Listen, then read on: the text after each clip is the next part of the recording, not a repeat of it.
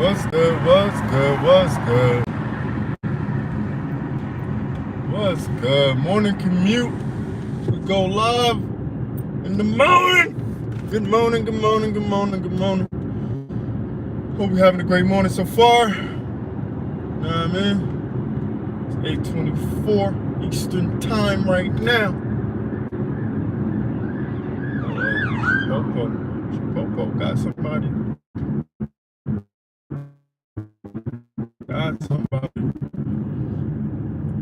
Me. You know? Anywho. What's good, Wealthbuilderz? Let's talk about it. Let's talk about it. Let's talk about it. Did anybody watch the Kamala versus Trump debate? Did anybody check that out? If you did, leave a comment below the video. Leave a comment if you're watching this live. Leave a comment if you're watching this after I finish recording. Leave a comment. But I wonder if anybody watched the debate. I caught a little bit of it. It was interesting. Definitely interesting. My thoughts on it, I really feel like Kamala ate Trump on a lot of subjects, especially abortion subject, and especially on like breaking down what Trump is really about and what he really is, type of person he is.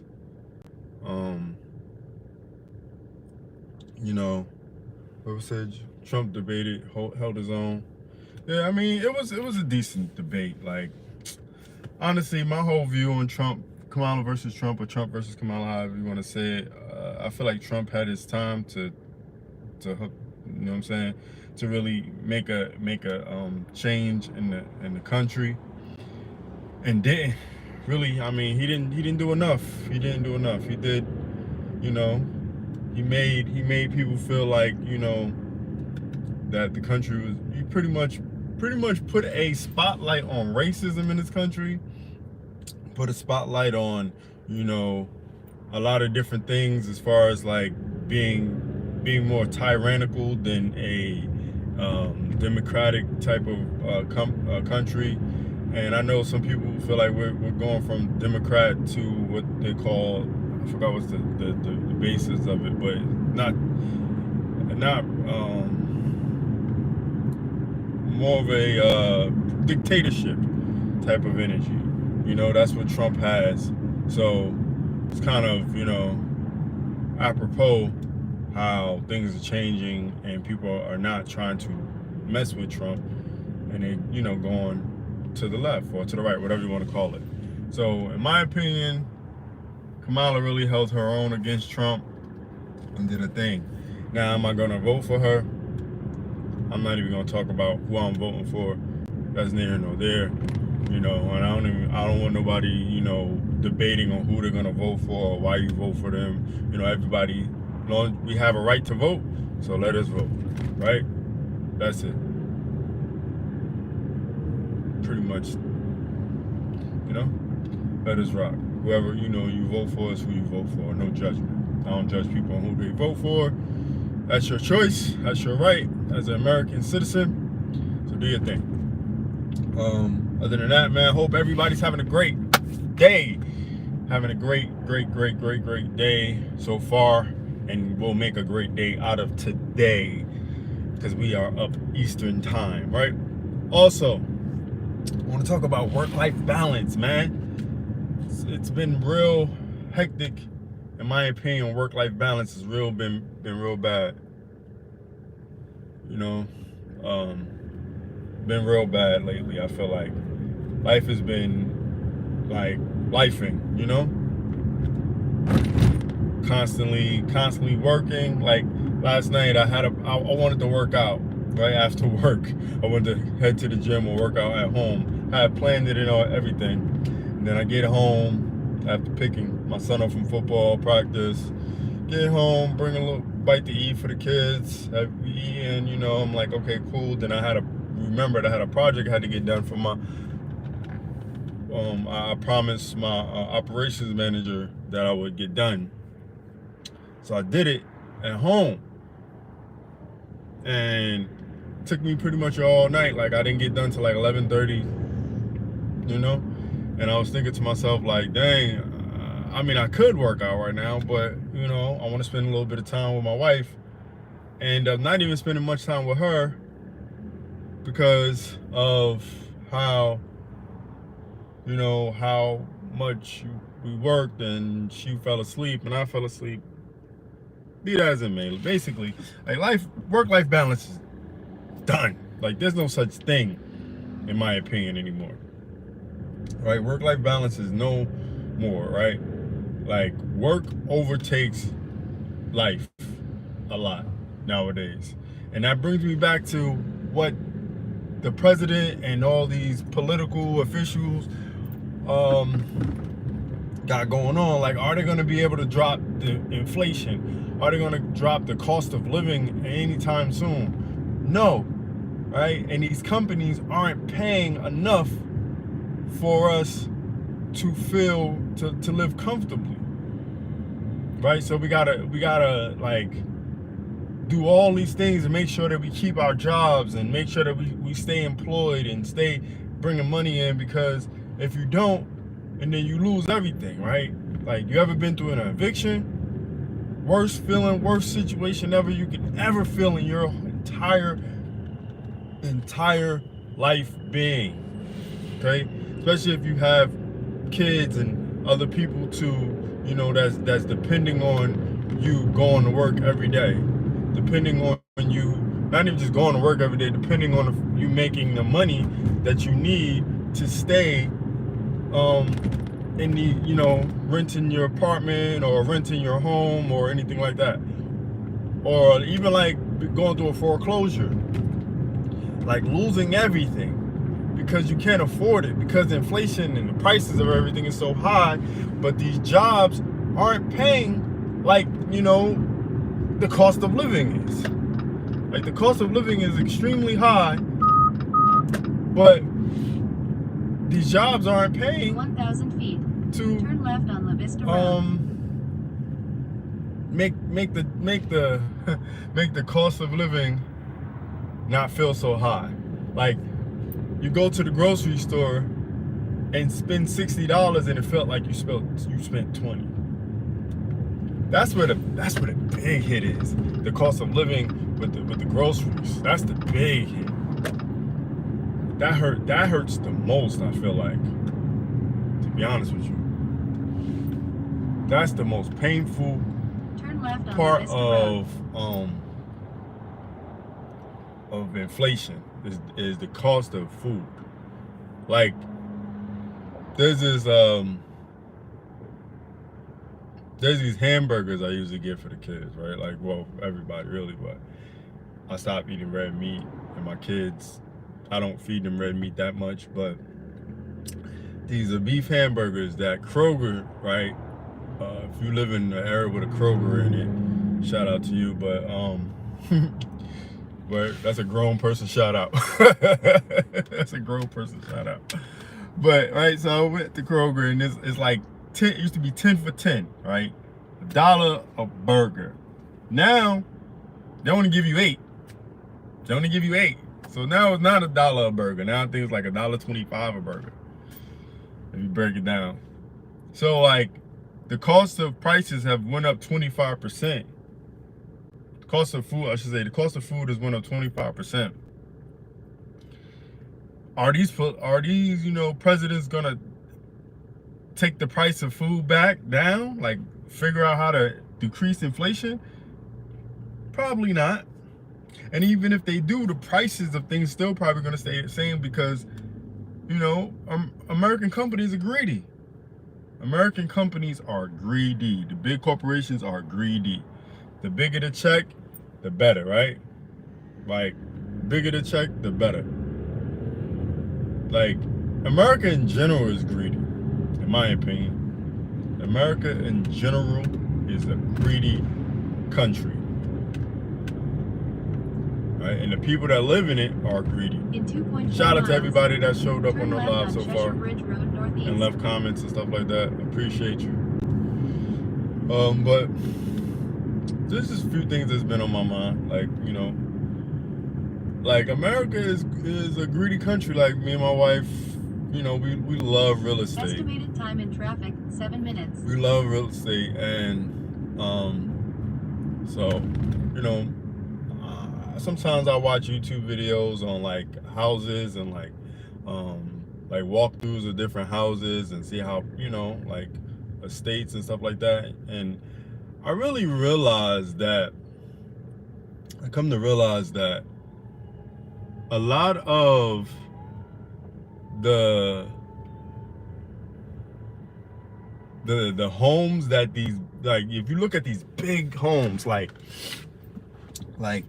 7 bedrooms, 8 bedroom, 10 bedroom homes with acres of land for no real reason, just big old acres of land for whatever reason, and just just nicely manicured and all that good stuff, but they have no farm. They're not farming.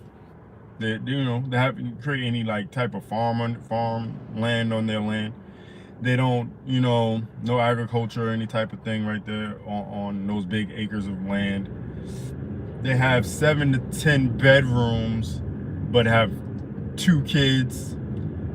Like, why do you have all these bedrooms, right? Why do you live in a big old mansion just because you can afford it, right? Just because you can afford it or can't afford it, whatever the case may be. But just because you have the means to do so, you are spending all this money in these large homes, and it's just you and 2 other kids and maybe your wife or whatever the case may be, 2 adults and 2 kids, and you got 7 bedrooms. For what? Why do we have these giant homes in America for that purpose? Like, and then I'm not saying you should live in a tin hut or something super small, like, but how about we live according to the size of our family? Like, I got 4 kids, so of course I want a 5 to 6 bedroom home, right? It ain't got to be a mansion, but a 5 to 6 bedroom home is apropos for the amount of people I have in my home, right? The amount of kids that I have, because I have 4 kids, and I'm married, so to keep everybody in the home and have a spacious home, 5 to 6 bedrooms makes sense. So I want you guys to understand, like, we are living in a society that just overextends on income, overextends on homes, and it doesn't make sense. It doesn't make any sense, right? Just like, I'm all for building wealth and I'm all for making money, and yeah, I want to be a millionaire just as bad as anyone else, right? But just because I want to travel, just because I just want to travel, be able to travel whenever I want to, even though I'm not a big traveler, but I want to be able to travel whenever I want to. I want to be able to support my kids as they get older and leave a family income for them to build off of and expand off of, and live, have a great family legacy, and for my kids to be, financially well off when they get older, not just to live in a big house, not to just live super, expansive just for no reason. I feel like in America we just are glutton. We're the super gluttony. And yeah, as when I was younger, I used to always think that was a big flex, nice, super dope car, you know what I'm saying? Super dope car. Nice car, big house, like a mansion, whole bunch of land. And then you realize, for what? What are we spending? What are we really spending all this money on for? I mean, what are we having this big old land for? If you don't have any agriculture on it, you know what I mean? Why do you have 10 bedrooms and 3 kids? like for real, like, you just have room, space, all this for no reason. For no reason at all. Like you shouldn't be allowed to buy a mansion unless you got 5 kids or 4 kids.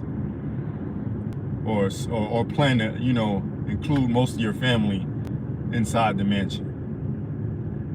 If that's not something that's on your radar, then why do you have so much, room? Like, yeah, you can make as much money as you want, but I just don't understand why you have such a big house. Like, we just eat up land for no reason, and then wonder why kids in the inner cities and these, feel some type of way, and they, you got people that live in New York City that live in closets, man, paying exorbitant amounts of money. Like, it's unbelievable to me. The constant drastic of the 1% compared to other people is just crazy, and it just gets the spread just keep getting bigger and bigger and bigger and bigger. But yeah, that's my morning rant. Like I said, the Kamala and Trump debate was interesting.